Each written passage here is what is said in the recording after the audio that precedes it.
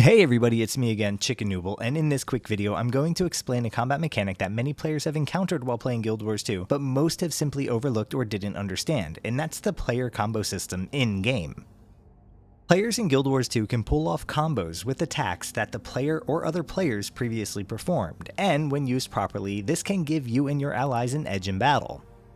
We're going to look at the two key components of the system, the combo fields and combo finisher types, and what happens when the fields and finishers combine together. I'll also give you some use cases to help you think about how you could use these combos in battle. Before we get started, subscribe to the channel if you haven't, hit the notification bell so you know when a new video is posted, follow me over at Twitter for some gem giveaways, and stop by our Discord if you ever want to chat or play some games with us.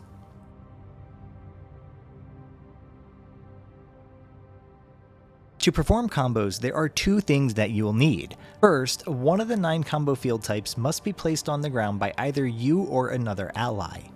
Then, you or another ally will need to execute one of the 4 combo finisher skill types within that field.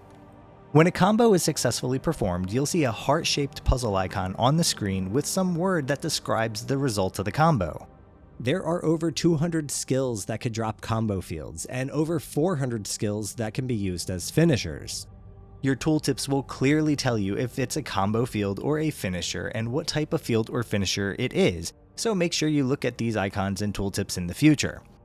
Also, as another visual indicator, if you're ever standing in a field, the border of all your finisher icons will glow white, and this is to help you identify which skills you can use in that situation. And that's pretty much the basics of the system. But with the number of fields and finishers, there are a total of 36 different combinations, so we're going to go through and break that all down.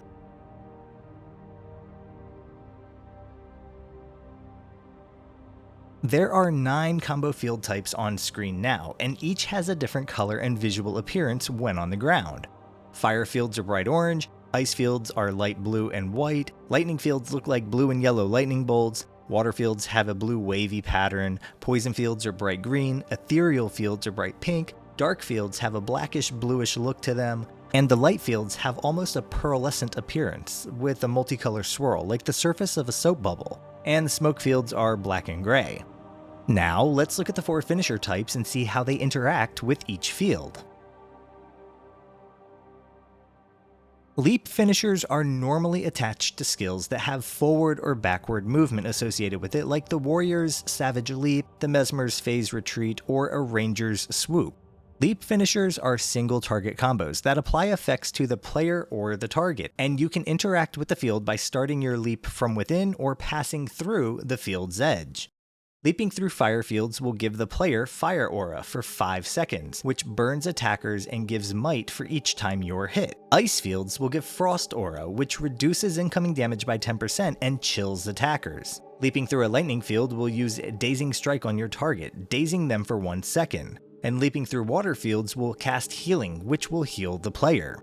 Leaping through a poison field will apply weakness to the target for 8 seconds, and leaping through an ethereal field will give the player Chaos Aura for 5 seconds, which gives you random boons and applies random conditions to your attackers. And leaping through a dark field will give the player Dark Aura, which reduces incoming condition damage by 20% and gives your attackers 2 stacks of Torment on each hit to the player. And a light field leap will give you 5 seconds of Light Aura. Light Aura reduces incoming damage by 10%, and if you're struck while you have the aura, then you get the boon Resolution, which reduces condition damage by another 33%. And finally, leaping in a smoke field will give 3 seconds of stealth to the player. Then there's blast finishers, which are normally tied to skills that smash into the ground, get blasted from a war horn, or cause an explosion. Blast finishers apply their effect through a close range area of effect, or AoE. Normal AoE rules apply, with the effect working on up to 5 targets or allies within the range of the AoE. Blasting a fire field will give allies 3 stacks of might for 20 seconds. Blasting an ice field will give 3 seconds of frost aura to nearby allies. Blasting a lightning field will give allies 10 seconds of swiftness, and blasting a water field will heal allies. Blasting a poison field will give 5 seconds of weakness to enemies, blasting an ethereal field will give 3 seconds of chaos aura to allies, a dark field blast will give 3 seconds of blindness to enemies, a light field blast will remove 1 condition from nearby allies, and blasting a smoke field will give allies stealth for 3 seconds. Whirl finishers normally come from skills where the player is spinning around like a wildman, like the warrior's whirling axe skill. When this finisher type is put into a combo field, projectiles, or more accurately bolts, are launched out in random directions, and depending on the field type will either apply conditions to enemies or boons to allies.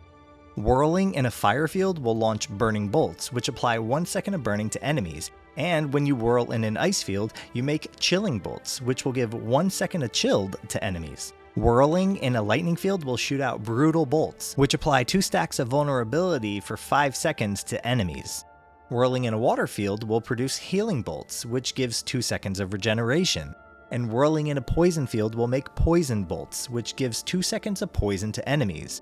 And if you whirl in an ethereal field, then you'll make confounding bolts, which will apply 5 seconds of confusion to enemies. A dark field whirl will launch leeching bolts, which damages enemies and then will heal the player. And a light field will send out cleansing bolts, which removes conditions from allies. And finally, there's whirling in a smoke field, which gives 3 seconds of blindness to enemies. Projectile finishers are tied to skills that either shoot projectiles or throw weapons like the ranger's hunter shot or the warrior's throw axe, and the skills have to come from or pass through the field to carry that effect. Imagine shooting through a wall of fire to apply burning. We'll come back to this in a minute. Projectile finishers are slightly different from other finishers because many auto attacks or multiple projectile attacks will only proc 20% of the time instead of 100% of the time. These tooltips will state whether it has a 20% chance if it's one of the skills with a reduced proc chance. Projectiles hit a specific target. If the projectile is a piercing projectile, meaning it passes through and hits multiple targets along a line, then the effect will be applied to each hit target. The projectile finishers are similar to the whirl finisher bolts. Fire applies 1 second of burning, ice applies 1 second of chilled, lightning applies 2 stacks of vulnerability, and so on. The only difference between the fields is that the water and light fields will affect the nearest ally to the target, applying either regeneration or condition removal respectively. There's a few more things that I'm going to be putting at the bottom of the screen that you should know about. Your combo finishers will be prioritized in your combo fields. If you and another player put 2 different fields on top of each other, your finisher will use the field that you put down. If there are 2 overlapping fields and you didn't put either of them down, then your finisher will use whichever field is the oldest. From my testing, a single combo field can be used by up to 5 players, and any players performing finishers in the field after that 5th player won't trigger a finisher effect. Once you've used a field, you can use it as many times as you want with any finishers that you have available. Obviously, when you're dealing with a Zerg or world boss type situation and everybody is using a whole bunch of fields and finishers, the whole system sort of falls apart because you can't really control much except your own combo fields and combo finishers. But if you learn how to use combos by observing what fields are available and using the appropriate finishers, you can get some decent utility out of them.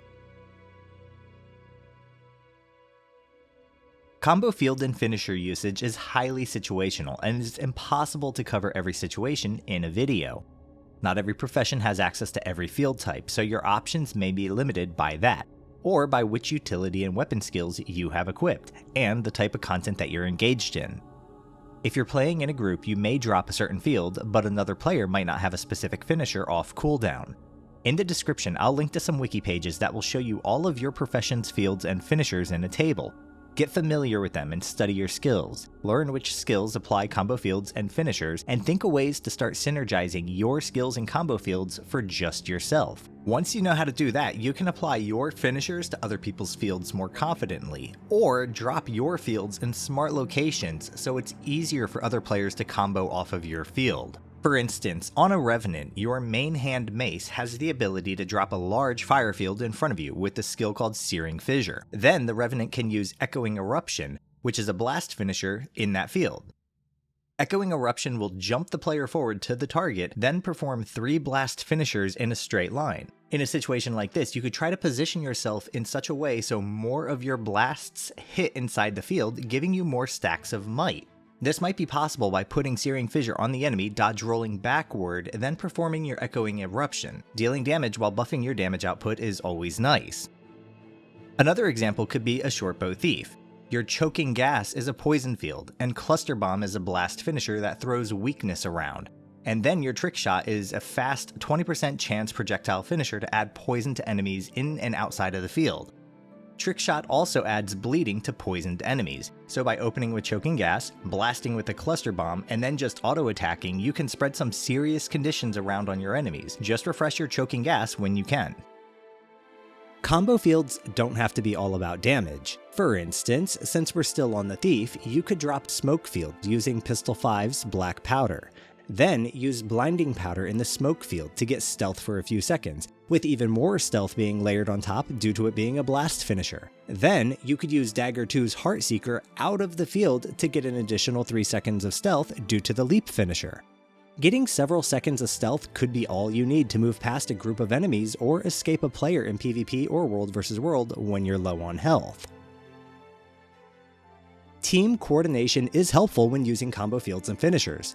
Like the last example, if you have a smoke field available, you can coordinate with your team to all use blast finishers in the field to quickly disperse a lot of stealth to your group.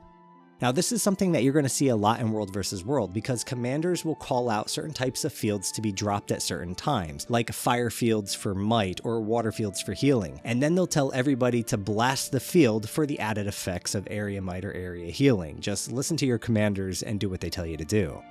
Now sometimes you don't have to coordinate the fields and finishers with your group or any other players. You could just drop fields near other players and those players will have the option to use the field if they need to.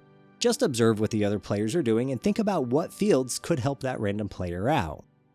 If you can get a light or water field near an engineer's turrets during a fight, that would give the engineer an opportunity to detonate the turrets to heal or cleanse conditions on allies, because blowing up a turret counts as a blast finisher. It would also let another player perform a whirl finisher to remove more conditions and apply regeneration to allies. If you and your allies are preparing to fight a boss, dropping a fire field and then letting the team blast some might for the group is a good idea. If you see another player shooting ranged attacks at an enemy, if you throw down a fire, ice, or ethereal field, or something else that's going to apply conditions for a projectile attack, then that's going to help that player that much more. If several players are fighting a champion, dropping a field on the enemy target might trigger finisher effects without the other players even realizing it, because all they have to unknowingly do is some type of finisher in your field. Again, this is all very situational, and it's going to take some time and thought on how you can optimize this system for your unique builds, team composition, and gameplay. As you learn to recognize fields in the world and know which fields and finishers you have available at any given time, you will have an edge in combat. Hopefully this video was helpful. What are your favorite combinations, and in which situations do you like to use them? Comment below with all of your big brain strategies, or just leave a comment to help out with the algorithm. Like the video, share it with others, subscribe to the channel, and hit the notification bell so you know when I post another video. I've got links to my ArenaNet partner referral links and social media pages, Discord server, and all the rest down in the description below, so stop by and say hi sometime. Until next time guys, be safe, be kind to each other, and I will see you in game.